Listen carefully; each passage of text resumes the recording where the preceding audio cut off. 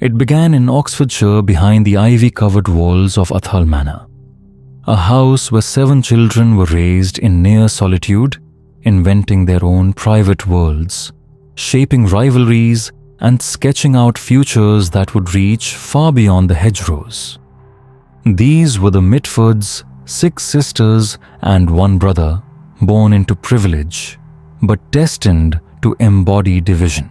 One would wield her pen with such sharpness that her novels cut into the fabric of her own family. Another would become a duchess, quietly preserving one of Britain's grandest estates. Yet some of the siblings chose far darker paths. Diana, at the side of Britain's fascist leader. Unity drawn disturbingly close to Adolf Hitler himself. Jessica rebelling in the opposite direction, throwing herself into communism. Even their brother Tom aligned with fascist ideals before losing his life in the war. By the 1930s, the Mitford dinner table no longer resembled a family gathering. It had become a microcosm of a collapsing world. Fascism against communism, satire against ideology, loyalty against betrayal. MI5 tracked their movements. Newspapers branded them with headlines. And history has never let them go. They were labeled many things: the novelist, the duchess, the fascist, the communist, the Nazi's companion, and the brother caught in between. Taken together, they embodied the contradictions of the 20th century, brilliant, fractured, and perilous. This is the story of the Mitford sisters. Their legacy is not just of novels and scandals, but of one family who mirrored and at times even influenced the most volatile currents of their age. So before we step deeper into this saga, subscribe to the 7th Mark and tell me, where are you listening from tonight? Because what you are about to hear is more than a family chronicle. It is a study of how ideology splinters households, how privilege cushions ruin, and how a single name became a portrait of history's darkest divides. In the Cotswolds, tucked among quiet fields and stone-built villages, stood Asthall Manor. To those passing by, it appeared to be nothing more than the seat of a traditional country family. Ivy creeping up its walls, lidded windows catching the pale English light. Yet, within those walls, order gave way to eccentricity. 6 daughters and a son were being shaped into lives that would leave echoes far beyond the family estate. The Mitfords could trace their bloodline back centuries to Sir John de Mitford, who held Mitford Castle in Northumberland when William the Conqueror's knights first set foot on English soil. That lineage gave the family a name older than Parliament itself. By the 20th century, however, that storied past had condensed into one man, David Bertram Ogilvy Freeman Mitford, the 2nd Baron Redesdale. He was irascible, deeply conservative, a father whose moods swung between violent temper and sudden neglect. A veteran of the First World War, he had seen devastation and returned determined to rule his household with the rigid confidence of tradition. Their mother, Sidney Bowles, was different, gentler in manner, yet complicated in her own way. She came from a literary line. Her father, Thomas Bowles, was a publisher who founded magazines, including Vanity Fair. Sidney inherited his wit and his restlessness, qualities that in the 1930s would surface as a troubling sympathy for fascist ideas. To her children, she was indulgent, one moment detached the next, encouraging unorthodox experiments in child-rearing. At one point, she and David tried to raise their children without anger, without reprimands. What resulted was less a utopia than a battleground. Tempers, unchecked rivalries sharpened. Education too was fragmented.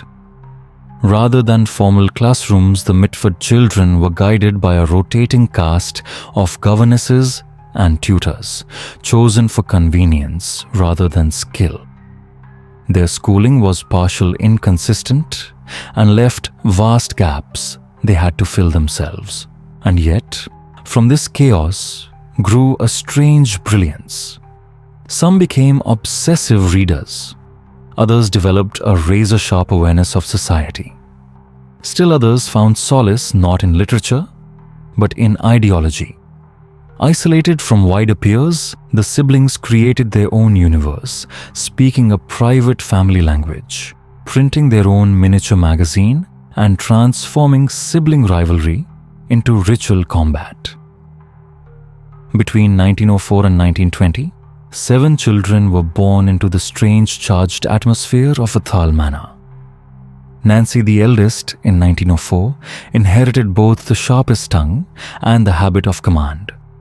Pamela followed in 1907, quieter, but grounded with a stubborn practicality that would one day prove essential. Tom, the only boy, arrived in 1909, the long-expected heir meant to carry the family line. But destiny had other plans. He would fall in combat in 1945 during the last violent months of the Second World War. In 1910 came Diana, striking magnetic, destined to hold society's gaze. Unity followed in 1914, a child whose intensity would one day twist into obsession and scandal. Jessica, born in 1917 and known as Decca, arrived with rebellion in her blood, her wit sharpening into politics.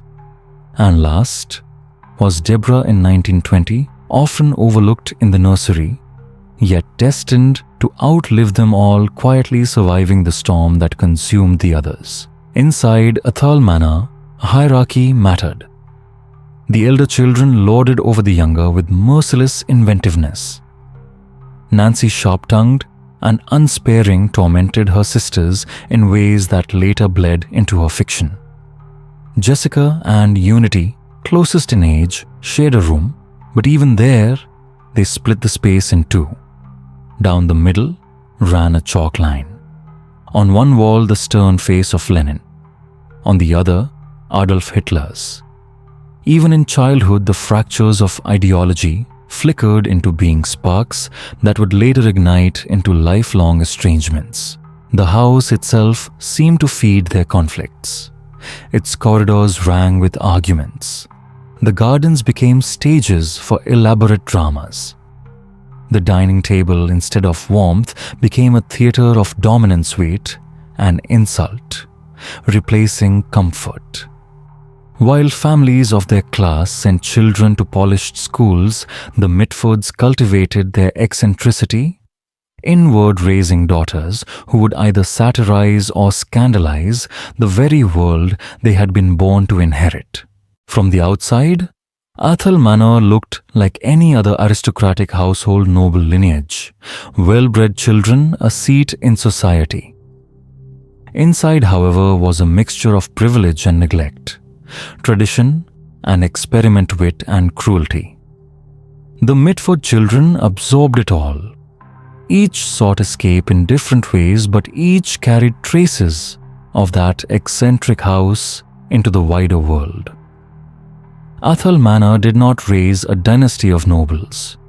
It bred a gallery of extremes: novelist, fascist, communist, socialite, duchess, scandal maker. The fractures were visible even in childhood, and the storm was only beginning. In the end, the Mitfords would not be remembered for their castle, their titles, or their ancient lineage, but for the infamous lives of the daughters who grew restless beneath that roof. Nancy Mitford, the first, entered the world on November 28, 1904. From the moment she could speak, she took command of the nursery. Wielding wit with cruelty, she teased and mocked her younger siblings, exposing vulnerabilities with a straight face. What might have been malice in another household was for Nancy rehearsal, sharpening the weapon she would later use against society at large and against her own family. Her first stage was small but telling. The Mitford children invented a family magazine, The Boiler, a hand-produced chronicle of jokes, stories, and parody. Naturally, Nancy took control. She filled its pages with satire and murder mysteries, miniature rehearsals for the novels that would later bring her fame. Even here, her instincts for caricature, for exaggeration, for exposing folly, were unmistakable. Her siblings groaned beneath her scrutiny, but Nancy had found her voice. By 1922, at just 18, Nancy stood before King George IV at Buckingham Palace, presented at court as a debutante. For a girl raised in the cloistered, eccentric world of Asthall Manor, it was both dazzling and alien. That summer marked her entry into the glittering society of London's bright young things, a restless generation of aristocrats, artists, and would-be intellectuals who turned post-war London into a stage of late-night parties, wild drinking, and scandal. Here Nancy thrived. In a world where wit was currency and irony, a shield she moved among companions, like Evelyn Waugh, Anthony Powell, and others who would soon fill shelves with their novels. Yet beneath, the glitter corrosion was already setting in. The bright young things lived their excess against the backdrop of a wounded Britain, an economy strained, an empire beginning to show cracks. What the newspapers heralded as brilliance was on closer inspection detachment. A generation without cause, filling the void with champagne costumes and escapades. Nancy moved easily among them, notebook always at hand. She was not merely a guest at the party. She was recording it, dissecting it. Her first novels drew directly from that glittering yet hollow society. Highland Fling in 1931 took the formula of a Mitford country house, its quarrels and eccentricities, and stretched it into satire. Christmas Pudding in 1932 sharpened the caricatures further. Neither book made her rich, but both revealed Nancy's peculiar gift, the ability to veil autobiography within fiction. Characters were thin disguises close enough that those in her circle recognized themselves, stung, but immortalized. She was already writing her family and her friends into posterity, merciless if necessary. By 1935, she grew bolder. Wigs on the Green turned her satirical blade toward politics, lampooning Britain's growing fascist movement. Its mockery of the British Union of Fascists was not abstract. It was a jab at her own sister Diana's loyalties, thinly veiled in fictional costume. The novel provoked laughter in some circles, fury in others, and embarrassment in her family. It also revealed something crucial. Nancy's pen was never neutral. It was both record and weapon-pinning ideologies to the page and leaving reputations in ruins. Her friends saw her as witty acid, sometimes cruel. But beneath the irony lay something almost forensic. Light in tone though they seemed, Nancy's novels documented a world in transition, the aristocracy clinging to ritual, the young turning parties into rebellion and extremism, beginning to shadow Britain's public life. She exaggerated, caricatured, exposed, always with the detachment of a chronicler, rarely with the tenderness of a sister. For Nancy, literature was both escape and revenge. While her siblings threw themselves into ideology, scandal, or seclusion, she built a subtler but more lasting power, the written word. Her sentences glittered like the parties she described, but beneath the glitter was decay.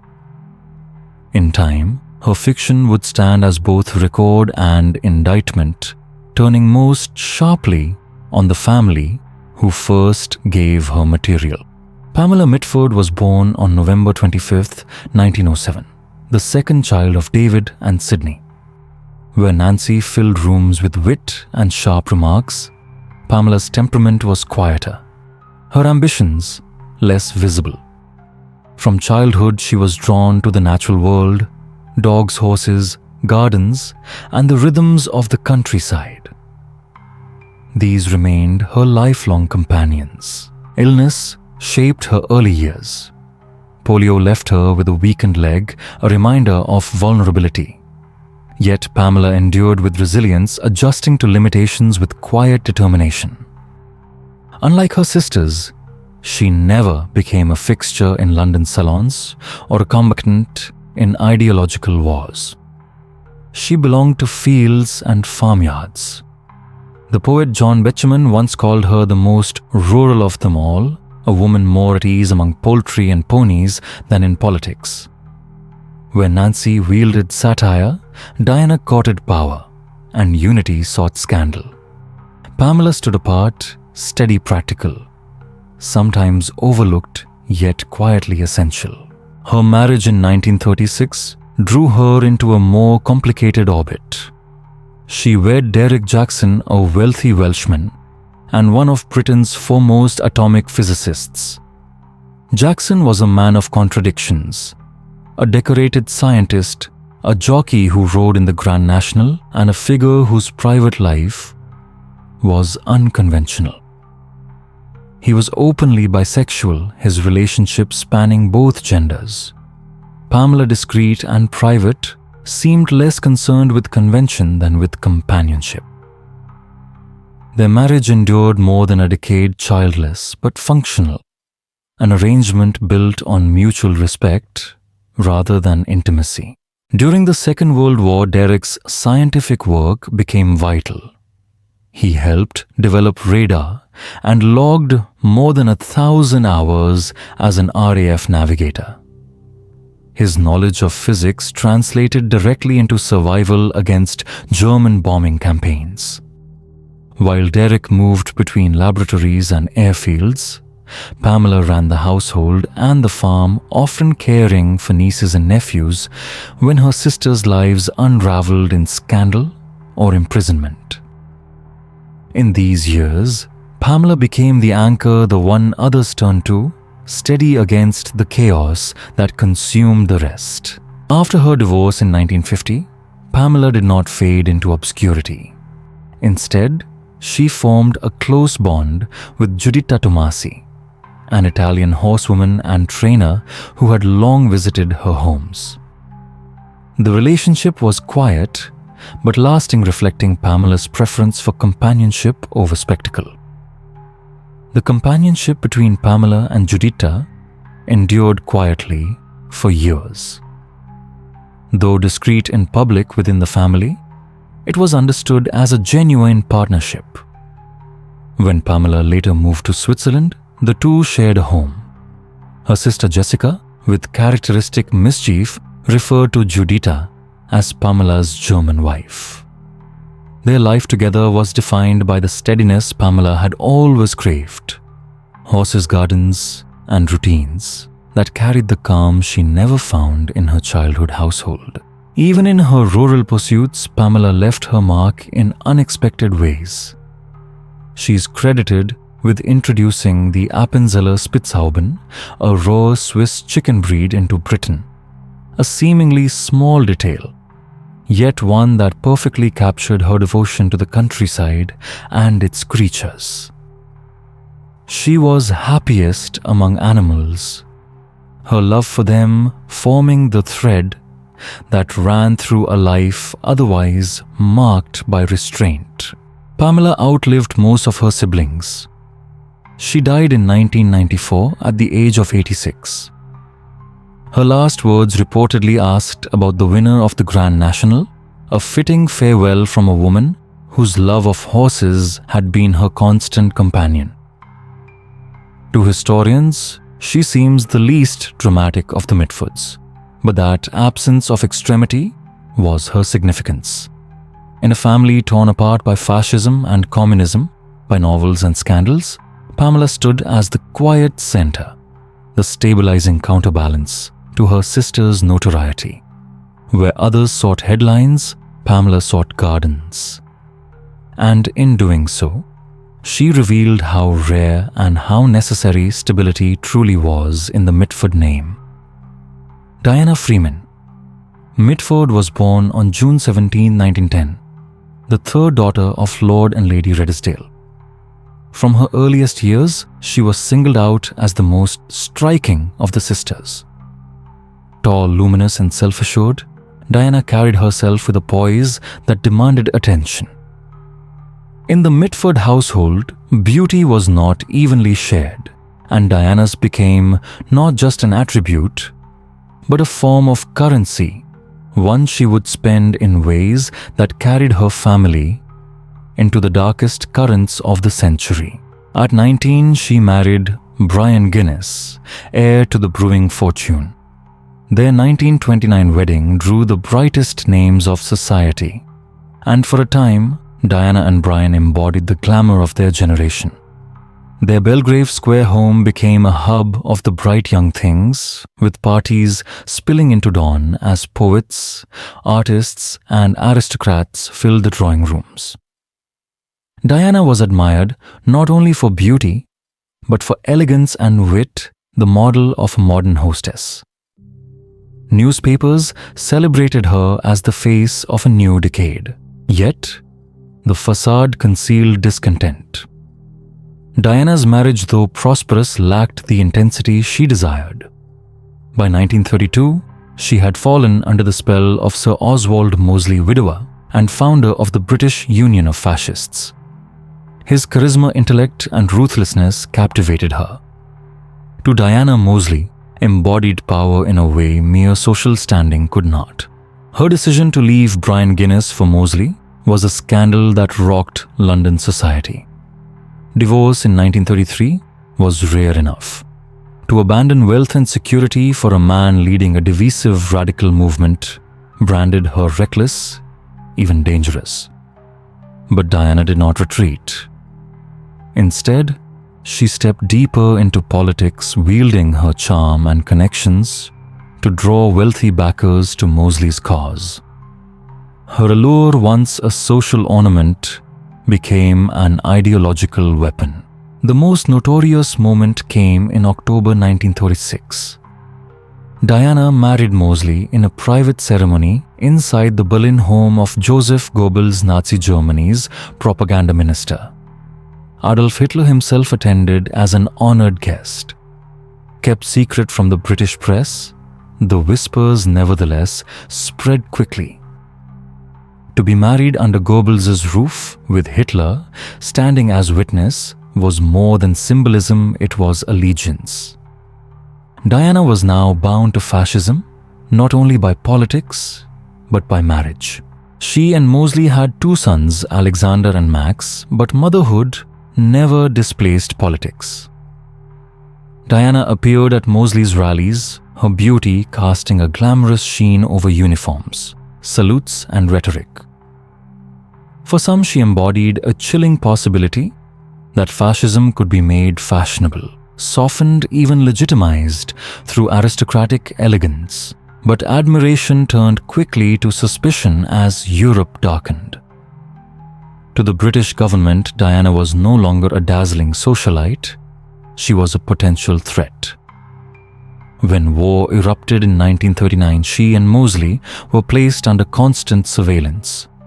Within a year, both were imprisoned under Regulation 18B, deemed too dangerous to remain free, while Britain fought the very enemy whose leader had stood at their wedding. Diana's path from Belgrave Square to Holloway Prison revealed the price of devotion to ideology over all else. The salons that Diana once animated with glamour were now poisoned by ideology, and the beauty that had shielded her had become her liability. She had exchanged the glitter of high society for the iron bars of extremism. The Mitford sister most admired had turned into the most compromised, her face indelibly tied to Britain's uneasy flirtation with fascism. Unity Valkyrie. Mitford entered the world on August 8, 1914, the very year the Great War began. Her middle name was chosen by her mother Sydney in tribute to the Valkyries of Norse myth. Even her birthplace seemed to carry a prophecy She was conceived in a Canadian mining town named Swastika, Ontario. It was coincidence, yes, but one that history would later treat as omen. From the beginning, Unity was marked as peculiar by circumstance, by temperament, by destiny. Growing up, she idolized Diana, the sister whose beauty and confidence she could never match. Among the 6 sisters, Unity was the awkward one. She was tall, striking in a way that unsettled rather than charmed, with moods that swung toward extremes. She learned early that shock could substitute for elegance. While Diana basked in admiration, Unity sought attention through notoriety. Together, the two would be drawn into politics, but where Diana was the polished face, Unity became the shadow at her side. By the early 1930s, Unity had chosen her path. Fascism, then gaining momentum in Britain and sweeping across Europe, gave her both identity and belonging. Where her siblings divided themselves between communism, conservatism, or satire, Unity marched steadfastly toward the most dangerous devotion. She joined the British Union of Fascists, echoing Diana's allegiance, but soon felt the pull of something larger. In 1933, after Hitler rose to power, Unity left for Germany. In Munich, she embarked on an act of obsession that history rarely forgets. Day after day, she sat in the Osteria Bavaria, a modest restaurant where Adolf Hitler was known to dine. She waited, conspicuous in her statuesque height, pale features, and almost theatrical presence. Persistence turned into reward. Hitler noticed her. Within months, she was at his table. A young Englishwoman in her early 20s had willed herself into the inner circle of the Reich. The friendship or infatuation was soon the talk of Europe. In Britain, newspapers ran stories of Hitler's English friend, calling her the Führer's favorite foreigner.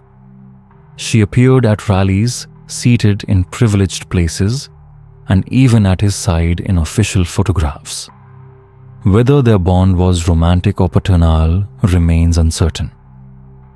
What is clear is that Unity was devoted. She called Hitler the greatest man of all time, a declaration that alienated her even within her own eccentric family. For Germany, she was convenient proof that even British aristocrats admired the Reich. For Britain, she became a scandal, a traitor in pearls. Her sisters reacted with horror. Nancy mocked her. Jessica condemned her. Even Diana herself, entangled with Moseley, seemed restrained by comparison. Unity had not merely sympathized with fascism, she had tied herself personally to its leader. To Hitler, Unity's devotion was flattering, even useful. She provided loyalty without question, and at a time when he still cultivated an international image, she was an English endorsement he could parade when needed. For Unity, it was more personal. She saw herself not as a friend, but as a disciple. She wore swastikas openly, sprinkled her English with German phrases, and styled herself as though she belonged to his movement by birthright, rather than adoption. By 1939, as war loomed, her position became untenable. She was British, yet inseparably bound to the Reich's most dangerous figure. To her family, she had crossed a line beyond forgiveness. To Britain, she was an embarrassment. And to herself, she was imprisoned in her own devotion, unable or unwilling to step away from the man she had pursued across borders. Unity. Mitford had transformed obsession into proximity, until proximity became her very identity. In the years ahead, that devotion would end in tragedy. But even at her height, she remained a precarious figure, a young Englishwoman bound to Adolf Hitler. Her life defined not by her own achievements, but by dangerous loyalty to another man's cause. Jessica Lucy Freeman. Mitford, born on September 11, 1917, grew up at Asthall Manor in a bedroom that embodied the fault lines of the entire family. She and Unity shared the same space, but they drew a chalk line down the center. On one side, Unity plastered swastikas and portraits of Hitler. On the other, Jessica tacked up the hammer and sickle. The bedroom Jessica and Unity shared became a map of their future, a chalk line down the floor, dividing two worlds that could never be reconciled. Where Unity drifted deeper into the orbit of fascism, Jessica moved with equal intensity in the opposite direction. Known in the family as Decca, she was restless from the start. She read voraciously devoured political tracts and challenged the aristocratic privilege into which she had been born. The Mitford name, heavy with centuries of lineage, felt to her not like an inheritance, but like baggage. Socialism offered her escape. It gave her a vocabulary for her anger and an identity beyond the gilded prison of debutante seasons and arranged marriages. In her journals, she wrote of injustice. In family quarrels, she delivered arguments with conviction sharp enough to wound. Unlike her sisters, Decca had no intention of living within the narrow script of English high society. Her chance came in the mid-1930s when she met Esmond Romilly, the rebellious nephew of Winston Churchill. He was already notorious. He had run away from school to fight with the international brigades in Spain. In him, Jessica saw rebellion, not as theory but as action. Their connection was immediate, their romance scandalous. In 1937, at just 19, she eloped with Romilly, leaving behind stately homes and glittering ballrooms for a life of political exile. While Diana dined in Berlin salons and Unity paraded with swastikas, Jessica crossed borders to stand with those who resisted them. She and Romilly traveled to Spain, where the civil war raged between Franco's nationalists and the Republican forces. Though she never carried a rifle, Jessica lived on the war's edge, enduring poverty danger and constant displacement. It was not romantic. It was not safe. But for her, it was proof that she would never return to the Mitford orbit. The rupture was complete. Her letters home carried defiance. The replies from her sisters a mixture of fury and mockery. To Unity, she was a traitor. To Nancy, a source of bitter amusement. To Diana, a nuisance. Jessica did not care. She and Romilly eventually fled to the United States, where they reinvented themselves. For Jessica, exile became liberation. She became a journalist, an activist, and a writer whose voice carried into debates on civil rights, labor reform, and consumer protection. In America, she published Horns and Rebels, 1960, a memoir that exposed her eccentric upbringing to a wide readership. 3 years later, The American Way of Death unmasked the funeral industry's exploitation of grief, sparking outrage and even congressional scrutiny.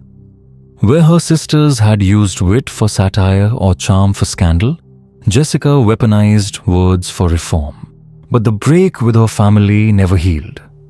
She seldom returned to England, seldom reconciled with her sisters, and never softened her stance. To her, aristocracy was a prison fascism, a family shame and rebellion, the only true escape. Jessica Mitford became the red sheep of the family, a title she embraced. Her elopement at 19 was not youthful folly, but Declaration 1 that turned a chalk line in a childhood bedroom into a permanent border across which no reconciliation could pass. The youngest of the 7, Deborah Vivian Freeman Mitford, was born on March 31, 1920. To her family, she was Debo, a name that carried the affection her older sisters rarely shared with one another. As the last born, she arrived in a household already dominated by fierce personalities: Nancy's wit, Diana's beauty, Unity's obsessions, Jessica's rebellion. Against such forces, Deborah learned caution. She grew into a quieter figure, not indifferent but careful. While her sisters embraced extremes, she cultivated neutrality, an instinct that would serve her all her life. Her childhood bore the marks of being overshadowed. At Asthall Manor, Nancy teased her as the baby. Diana dazzled society. Unity lived for spectacle. Jessica plotted escape. Deborah absorbed all of it, observing rather than competing. Letters reveal her as the sibling others sometimes turned to not for counsel, but for the steadiness of a listener. Even within this notorious family, she managed to maintain an image of restraint. Yet, neutrality could not shield her entirely. In the mid-1930s, while still a teenager, she joined her mother and sisters on visits to Germany. On one occasion, she found herself at a table where Adolf Hitler was present. For Unity, this was triumph. For Diana, confirmation of allegiance. For young Deborah, it was something else: discomfort, unease. Later in life, she would recall the moment not as admiration but as something jarringly out of place in her otherwise uncontroversial path. The encounter showed how power could pull people in without their consent. Even those who wanted no part of politics found themselves caught in its orbit when family ties demanded it. For Deborah Mitford, that truth became personal in 1941 when she married Andrew Cavendish, the younger son of the 10th Duke of Devonshire. At the time, Andrew's future seemed modest. His elder brother William stood to inherit the title and the great estates. But war reshaped destinies. In 1944, William, who had married Kathleen Kick, Kennedy's sister of the future US President John F. Kennedy, was killed in action. The weight of inheritance shifted suddenly onto Andrew, and with it, Deborah, once the quietest and most overlooked of the Mitford sisters, found herself elevated to Duchess of Devonshire. Her new station came with daunting responsibility. The Cavendish estates, especially the vast Chatsworth House in Derbyshire, were magnificent but nearly bankrupt. In post-war Britain, aristocratic privilege was viewed with suspicion, and many great houses were crumbling into ruin. Deborah, however, brought no illusions of grandeur to the task. She met the challenge with clear-eyed pragmatism. She renovated Chatsworth, opened its doors to the public, and reimagined it not as a relic of privilege, but as a living institution. Visitors' farm shops and cultural events sustained what inheritance alone could not. Under her guidance, Chatsworth became one of the most visited stately homes in England. The contrast was striking. While her sisters embraced ideologies that led to destruction, fascism, communism, rebellion, Deborah took on the quieter role of preservation. She ensured continuity, proving that survival itself could be its own kind of legacy.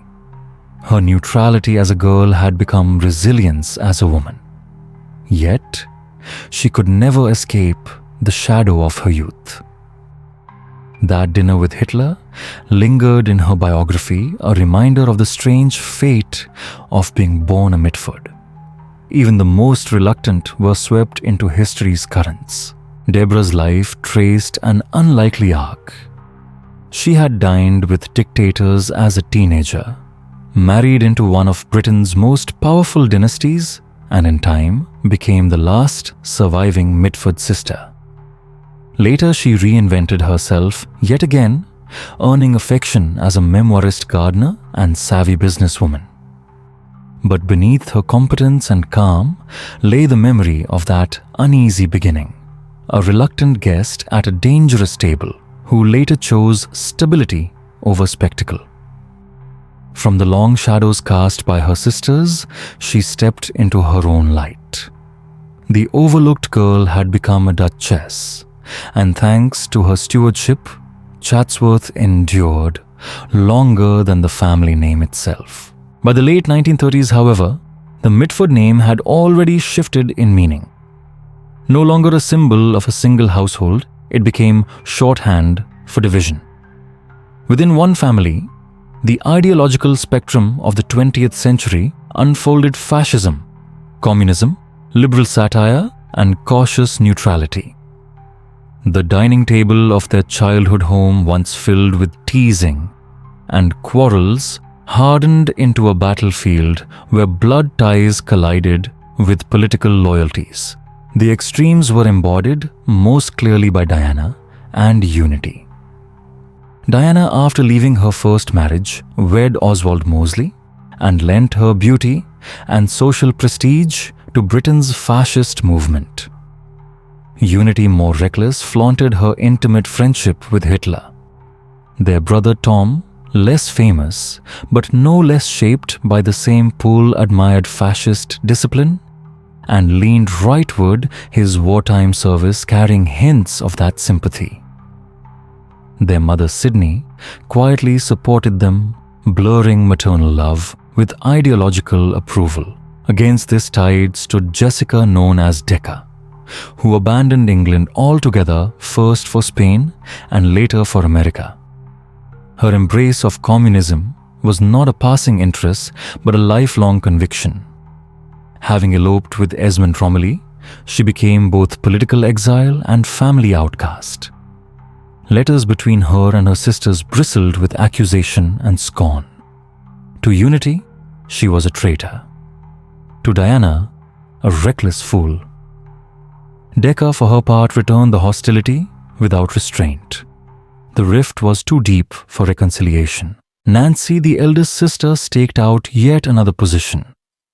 Witty, ironic, increasingly anti-fascist, she sat in London, watching her sister's entanglements with disgust. Her weapon was literature. In 1935, she published Whigs on the Green, a biting satire of the British fascists. The parallels were so plain that Diana demanded the book be withdrawn. Nancy refused. Her parody turned family scandals into public ridicule, exposing the absurdity of aristocrats parading in black shirts and flirting with authoritarianism. Her refusal to soften the blow was her statement. Words could wound where armies could not. The rivalries ran deep, sharper than the teasing quarrels of childhood. Unity and Jessica stood at opposite ends of the spectrum. One worshipped Hitler, the other preached Marx. Their bedroom chalk line, once a childish boundary, had stretched into the very borders of Europe. Nancy and Diana too were locked in combat. Nancy's sharp pen, ridiculing what Diana called conviction.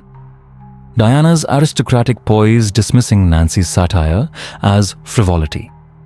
Even Pamela and Deborah, who longed for neutrality, found themselves drawn into the storms. Silence at the family table was no longer possible. Every meal carried the possibility of explosion. The Mitford household became a mirror of Britain itself.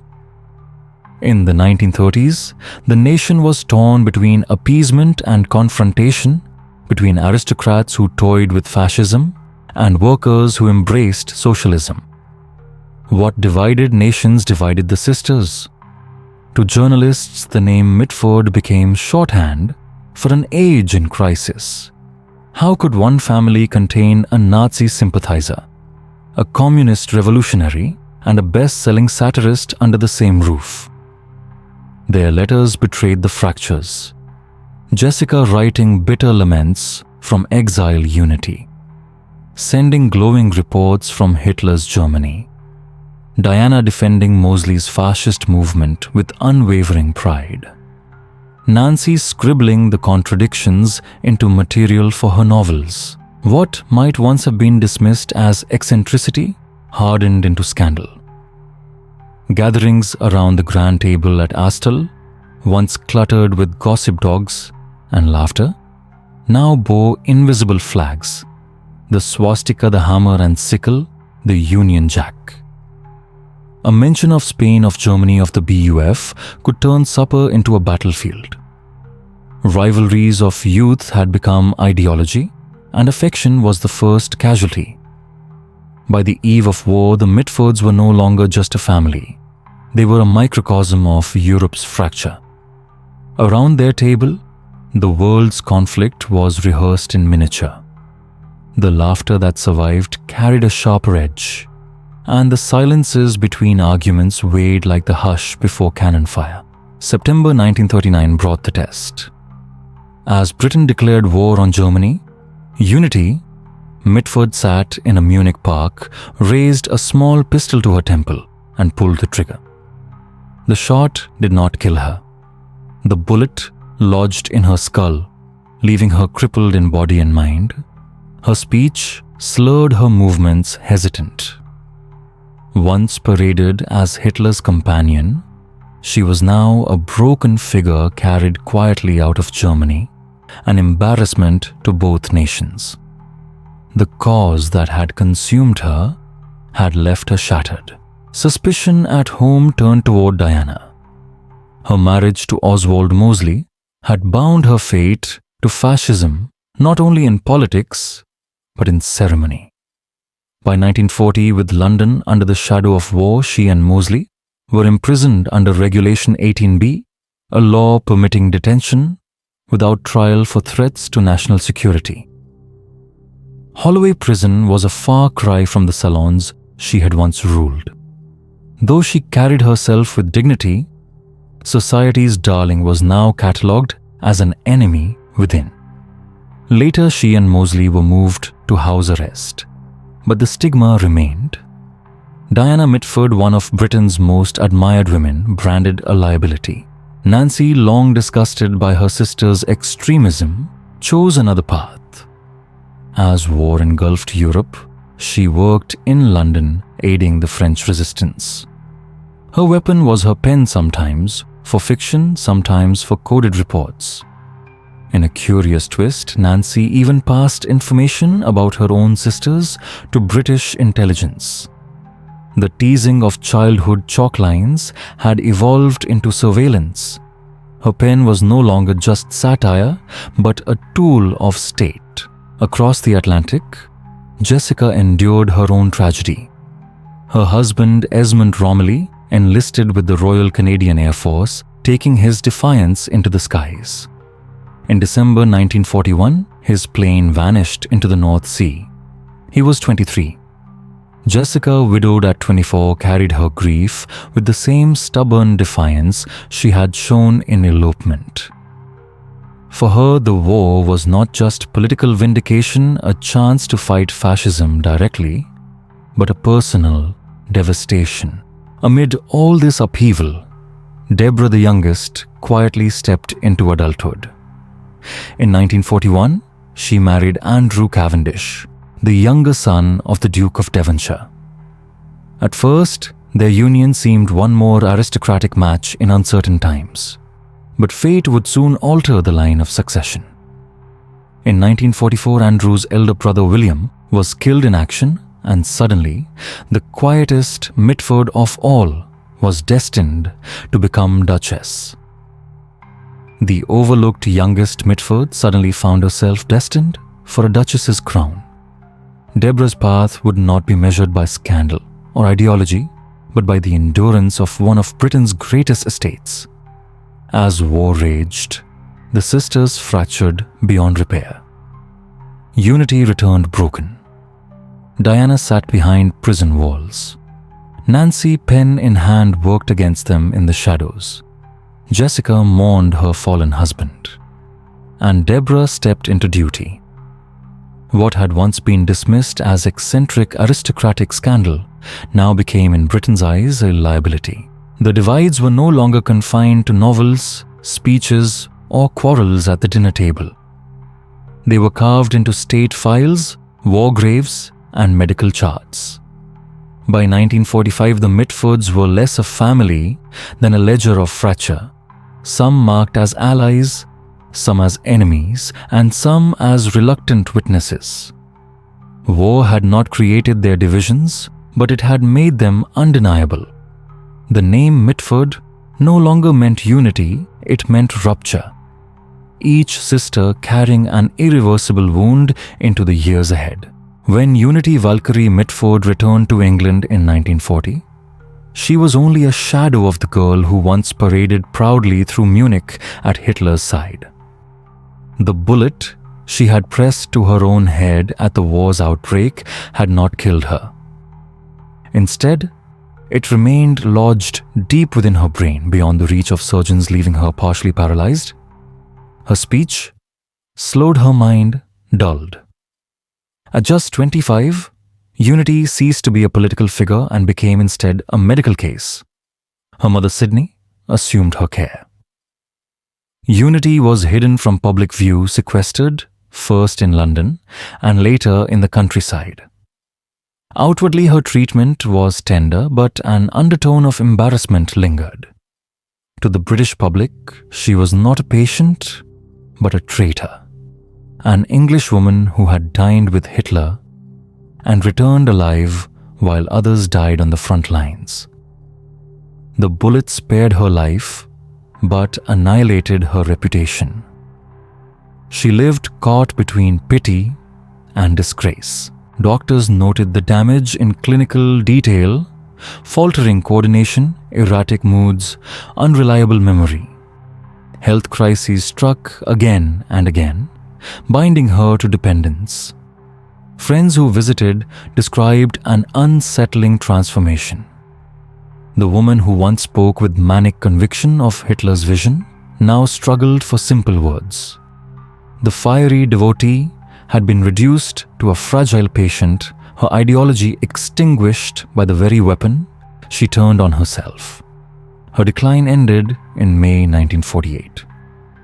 At 33, Unity died of meningitis, a complication directly linked to the bullet still lodged in her skull. The official cause was recorded clinically detached, yet the symbolism was stark. Her devotion to fascism left its final scar not in manifestos or rallies, but in the slow decay of her body. She was buried quietly, mourned by some family, but largely scorned by a nation she had once embarrassed. Yet, death brought no closure. It seeded conspiracy instead. When MI5 files on the Mitfords were declassified in 2002, speculation reignited. The papers revealed how closely Unity had been observed both before and after her return. Some journalists suggested her suicide attempt had been staged, her survival covered up to avoid scandal. Others whispered darker tales. In 2007, Channel 4 aired Hitler's British Girl, a documentary that rekindled rumors that Unity had secretly borne Hitler's child in England. Martin Bright, writing in the New Statesman, examined the claims, but found no evidence, no certificate, no record, no credible witness. Historians remained united. There is no proof. Unity's life was defined by obsession, not motherhood. The rumors revealed more about public hunger for scandal than about her truth.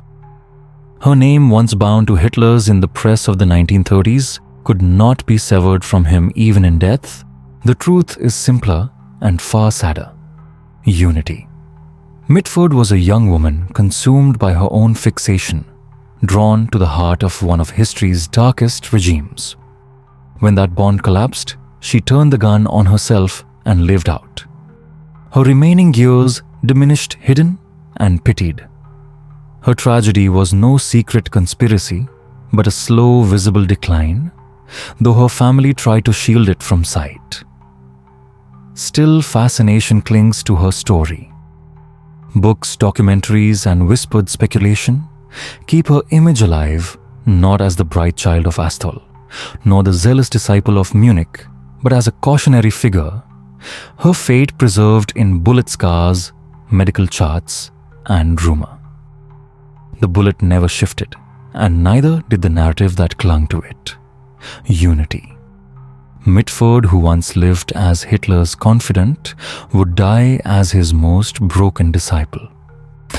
The war had ended yet. For Diana Moseley, the sentence never really lifted. Freed from Holloway Prison in 1943 and placed under house arrest alongside her husband Oswald Moseley until 1945, she stepped back into a Britain that no longer saw her as glamorous or witty, but as compromised and dangerous. The glittering salons that had once toasted her charm now barred their doors. To the press, she was Lady Hitler, a name that shadowed her for the rest of her long life. In the years after the war, she and Moseley tried desperately to resurrect their political standing. In 1948, Moseley launched the Union Movement, a reinvention of British fascism for a post-war world. It promised a united Europe under authoritarian leadership, but Britain, weary from conflict and distrustful of extremism, had no appetite for it. Public meetings collapsed in heckling, newspapers mocked him, and supporters vanished. Through it all, Diana remained steadfast, his confidant, his defender. But the world had changed. What once seemed like fashionable flirtation now stood exposed as betrayal. By 1951, the couple withdrew from Britain altogether. Their retreat began in Ireland at Clonfert Palace, where Moseley tried to write and regroup. Later, they settled in Paris, slipping into an elegant exile. Their home was modest by aristocratic standards, yet it became a different kind of salon, welcoming sympathizers, writers, and controversial guests. Diana maintained her composure. She dressed impeccably, spoke with precise control, and carried herself with the poise that once captivated London. But her stage had shrunk. She was a hostess without a platform, loyal to a cause that had collapsed in disgrace. Still, she worked tirelessly to keep the flame alive. In the 1950s and 1960s, she contributed to the European Moseley's magazine, promoting a vision of a united continent. Together, they founded Euphorian Books, ensuring their names lingered in print.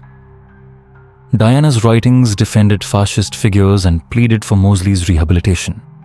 Critics saw them as revisionist, at best poisonous at worst. Yet Diana's tone never wavered. She had chosen her husband, chosen his politics, and she would not recant. In 1977, she published her memoir, A Life of Contrasts. The title could not have been more fitting. Within its pages, she cast herself as cultured, intelligent, misunderstood, glossing over the darker weight of her alliances. Admirers called it elegantly written. Critics saw it as chilling, a reminder of how charm can disguise ideology. Diana offered no apology, no softening of her record. To the end, she insisted her loyalty to Moseley was an act of love, not treachery. She outlived nearly all her sisters. When Moseley died in 1980, she became a widow, but not a silent one. Into her later years, she still wrote, gave interviews, and defended her place in history. Journalists found her sharp and composed even in her 90s, though the questions had shifted from fashion and society to guilt and complicity. She met them with the same unbending tone. When Diana died in Paris in 2003, aged 93, the obituaries could not disentangle her beauty from her politics, her elegance from her extremism. Some remembered her as the dazzling Mitford sister, others as Lady Hitler, the woman who clung too close to fascism and never stepped back. Her exile stretched across half a century, yet in truth, she had never left the stage. Diana Mitford Moseley remained loyal, unrepentant, her life a portrait of faded grandeur and unyielding devotion. And then came the contrast. While Diana lived in defiant exile, her sister Jessica chose reinvention. After the death of her husband Esmond Romilly in 1941, she crossed the Atlantic, carrying grief, anger, and fierce determination. America offered not only distance from her family, but the chance to forge a new identity. Where her sisters clung to titles, salons, and ideology, Jessica charted another path: activism, reform, and the unmasking of corruption.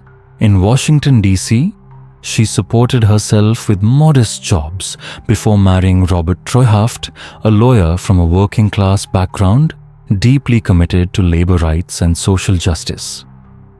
Together, they moved to Oakland, California, a world away from Asthall Manor or the Cavendish estates. There, Jessica put down roots.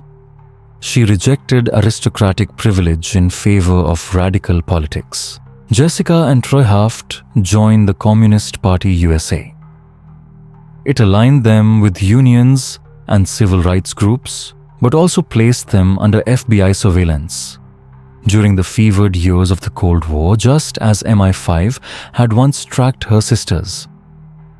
For Jessica, though, politics was never abstract. She campaigned for racial equality, organized with unions, and fought against housing discrimination. The aristocratic voice that once mocked governesses and lampooned dinner parties now spoke with new force, this time in defense of the marginalized. Jessica Mitford's wit had lost none of its sharpness, but she honed it against injustice rather than sibling rivalry.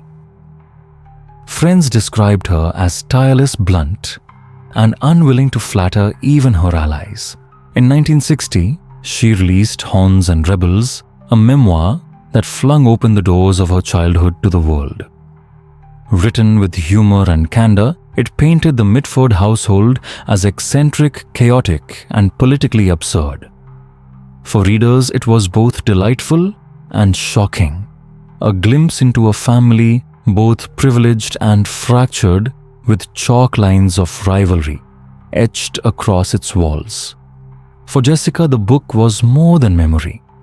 It was a severing of ties in print, a declaration that her rejection of aristocracy was both public and permanent. Her greatest impact came 3 years later, with The American Way of Death in 1963. Here, her pen turned from family drama to national scandal. She dissected the funeral industry, exposing how grief was monetized, how families at their most vulnerable were manipulated into excessive spending through fear, guilt, and elaborate ritual.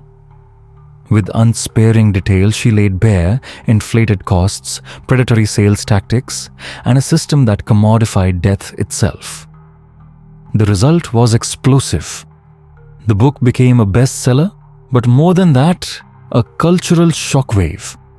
It spurred congressional hearings, fueled reform, and ignited outrage. For the first time, the Mitford wit had not only entertained, but reshaped markets and laws. Jessica's work never softened. Later books tackled prison conditions, consumer protection, and systemic abuse. She taught writing, mentored activists, and remained a steady presence in progressive circles. Her loyalty was always to the truth exposed, never to institutions or parties demanding silence. By the 1970s, disillusioned with the Communist Party, she walked away, but not from activism itself. For her, institutions of every kind, whether government, industry, or family, were to be held accountable. Unlike her sisters, Jessica resisted nostalgia. In later interviews, she spoke without regret about leaving England, with no longing for reconciliation. Of unity, she said devotion to Hitler was madness. Of Diana, she judged loyalty to Mosley a permanent stain. Her own American life, she insisted, was not exile, but liberation, proof that privilege could be rejected, that reinvention was possible.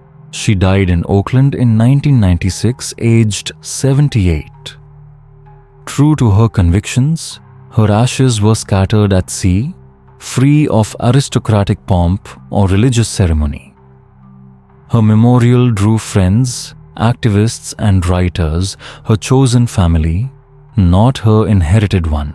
Jessica Mitford's American life was one of radical departure. From the chalk line of her childhood bedroom, she had crossed oceans and ideologies, transforming herself from a baron's daughter into one of the 20th century's fiercest social critics. Where her sisters sought power, she sought reform. Where they craved notoriety, she demanded accountability. Her voice became the sharpest weapon of all. And while Jessica carved her battle in America, her elder sister Nancy chose the page as her battlefield. The eldest of the Mitfords, Nancy had already sharpened her pen against aristocratic folly long before the war. But the devastation of the 1940s gave her new fuel, and from it, she forged the novels that cemented her name. During the Second World War, she remained in London, contributing to relief work and aiding the Free French cause. It was here she met Gaston Palevsky, Charles de Gaulle's right-hand man, a central figure in the French resistance. For Nancy, this relationship would prove transformative. Palevsky was urbane, powerful, and perpetually unavailable. She adored him for decades, though he never returned her devotion in equal measure. Yet his presence haunted her writing. The longing, the irony, the wit of her heroines all bore his shadow. In 1945, as war ended, Nancy published The Pursuit of Love. The novel was an immediate sensation, selling more than 200,000 copies in its first year. At a time when Britain was weary, rationed and rebuilding, she offered readers escape, but never an innocent one. The book introduced readers to the eccentric Radlett family, a thinly veiled portrait of the Mitfords themselves. Its domineering father, its naive dreamers, and its sharp-tongued narrator were all instantly recognizable. Through satire, Nancy preserved the absurdities of her world, even as that very world was slipping into decline. The success of The Pursuit of Love propelled her into the first rank of post-war novelists. In 1949, she followed with Love in a Cold Climate, another dazzling portrait of aristocracy, adrift equal parts glitter and decay. The wit was sharper, the irony more biting, and the resemblances to her own family harder to ignore. Her sisters alternately bristled or laughed at their appearances in print, but Nancy remained unmoved. For her fiction was not only invention but also record a testimony to a class that refused to acknowledge its own irrelevance. By the 1950s, Nancy shifted her gaze from thinly veiled autobiography to biography in its grandest sense. Settling in Paris, she immersed herself in French history and produced a series of celebrated works. Madame de Pompadour, 1954, Voltaire in Love, 1957, and The Sun King, 1966, combined her narrative flair with meticulous research, transforming court intrigue and Enlightenment politics into vivid tales for modern readers. Critics praised her style as elegant, ironic, and precise. Though not a professional historian, she succeeded in bringing figures like Louis XIV to life in the popular imagination without losing analytical edge. Her personal life remained tethered to Gaston Palevsky. Though he married another woman and offered Nancy little security, her affection endured, and his presence kept her close to the political and cultural elite of post-war France. In 1972, she was named a Chevalier of the Légion d'Honneur recognition, not only of her literary achievement, but also of her service to French culture. Illness darkened her final years.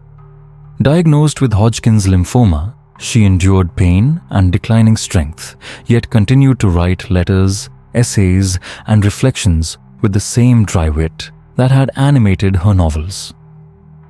On June 30th, 1973, Nancy died at her home in Versailles at the age of 68. She was laid to rest in the family plot at Swinbrook, Oxfordshire, beside her sisters. Nancy Mitford's triumph was not ideological, but literary. While Unity and Diana bound themselves to fascism and Jessica to communism, Nancy wielded satire as her chosen weapon. Her novels preserved the eccentricities of an aristocratic class on the brink of obsolescence. Her biographies illuminated the grandeur and vanity of French courts. She left behind no political movement, no scandalous exile, only words, precise, ironic, enduring. For a family fractured across extremes, her legacy was clarity, itself recorded in literature when others sought to forget. And then there was Deborah Mitford, the youngest, often overlooked in the family's early years, who came to embody a kind of endurance the others never achieved. While her sisters fractured along the fault lines of ideology, scandal, and exile, Deborah anchored herself to duty. In 1941, she married Andrew Cavendish, a younger son of the Duke of Devonshire. At the time, the match was regarded as socially fitting, but unremarkable, an aristocratic pairing of the sort that filled post-war society columns. No one foresaw how war would rearrange inheritance. When Andrew's elder brother William, husband to Kathleen Kennedy, was killed in action in 1944, Andrew suddenly became heir. By extension, Deborah was marked for a role she had never anticipated: Duchess of Devonshire, mistress of Chatsworth House. The inheritance brought grandeur, but also crushing burden. The Cavendish estates were drowning in debt, and Chatsworth, one of England's most storied houses, was crumbling. War had stripped resources, taxation pressed hard, and the great houses of Britain were no longer secure private bastions of privilege.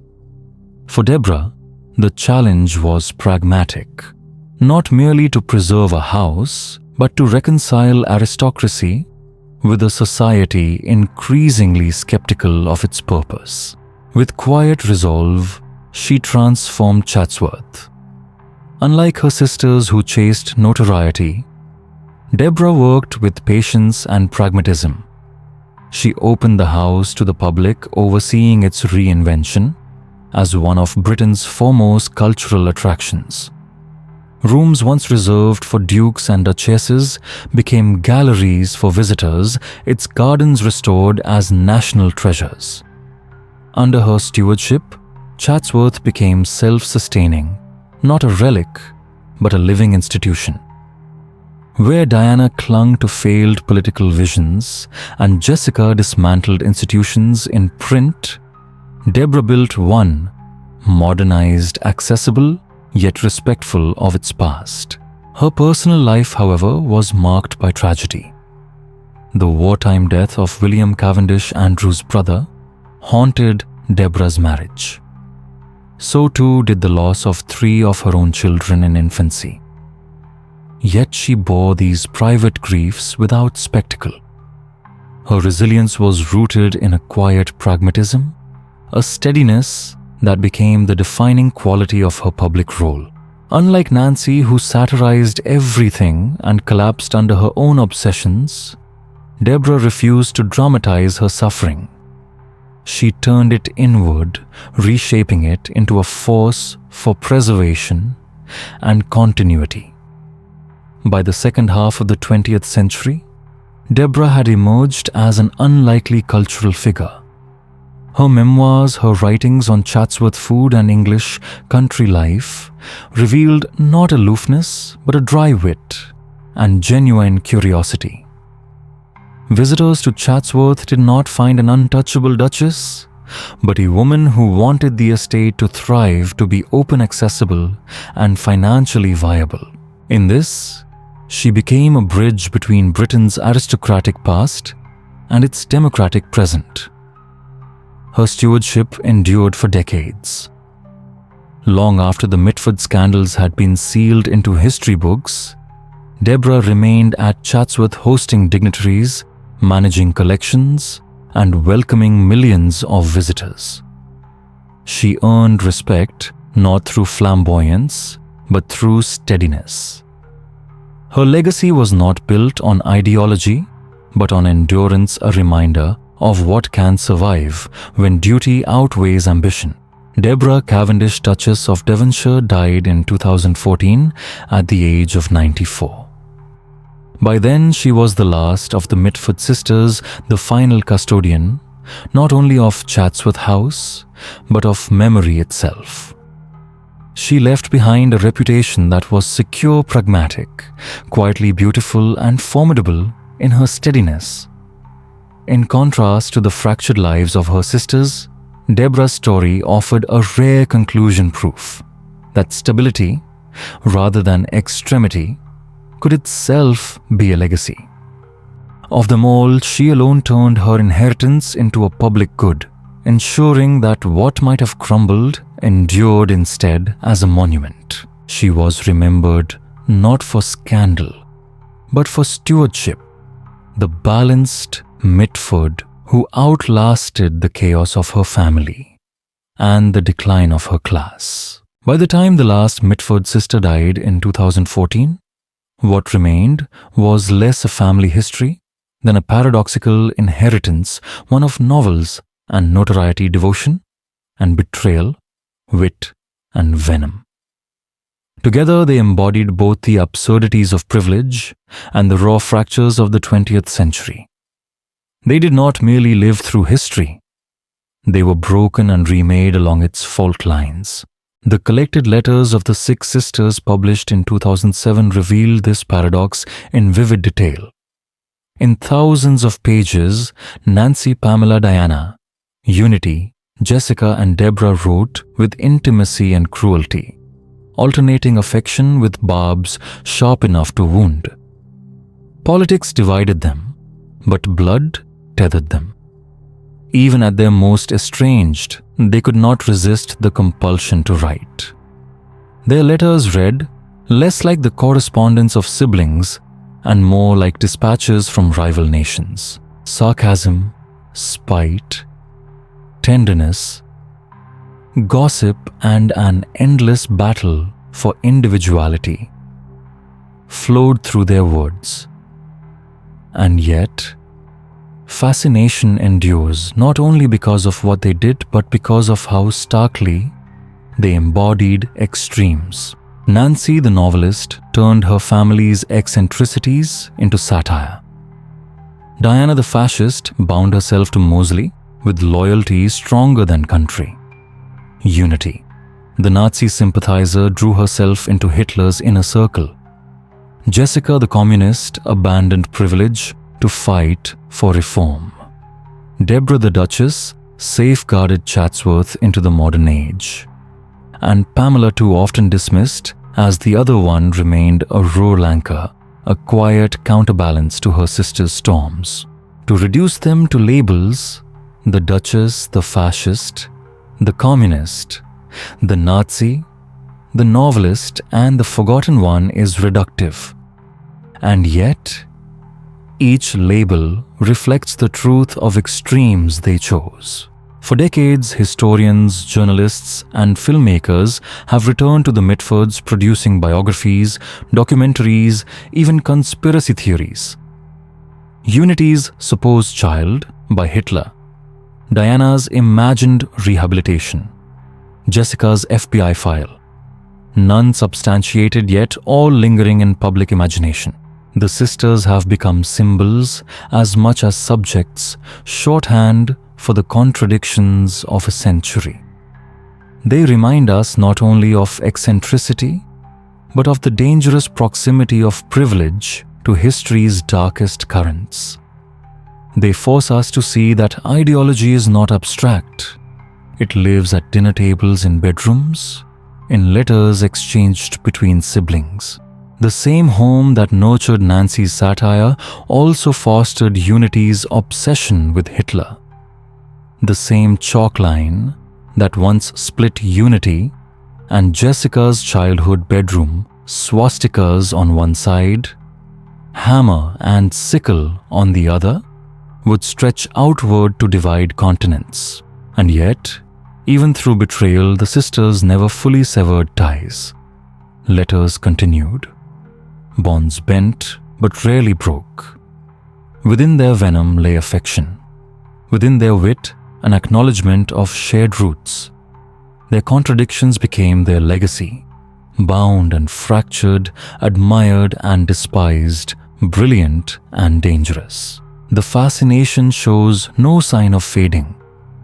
Every new biography reanimates the questions: how could one family produce such extremes? Were they extraordinary in their eccentricity, or simply a privileged mirror of the wider fractures of the 20th century? The Mitfords endure as case study, as allegory, as cautionary tale. They remind us that history is never abstract. It is lived in choices made by individuals, even those raised under the same roof. They left behind no unified legacy, only a puzzle that historians, readers, and viewers continue to rearrange. Novels, scandals, ideologies, and estates remain as evidence. But the conclusion is elusive. Did they shape history, or did they simply reflect its ruin? Each sister became a shard of the century, its brilliance, its danger, its ruin. They were never just a family. They were a living contradiction: satirists and socialites, fascists and communists, duchesses and exiles. Their names appear in novels, in war files, in state surveillance reports, and in letters filled with wit and venom. Some died disgraced, some in quiet exile. Others left behind books, biographies, or houses that still draw visitors today. But their story resists closure. Were they extraordinary products of privilege, or merely a mirror held to the extremes of their time? Even now, their legacy unsettles. They compel us to ask how loyalty, ideology, and family fracture under the weight of history. And they leave us with a final contradiction: brilliance, bound to danger, intimacy, entwined with betrayal. This is why the Mitfords endure, not as noble figures, but as cautionary tale. A reminder of how easily history's fractures can begin at a family table. If you found this story haunting, subscribe to the 7th Mark. Ring the bell so you never miss the histories that were meant to be forgotten. And tell me in the comments, what do you think the Mitfords truly were? Architects of their age, or reflections of its ruin?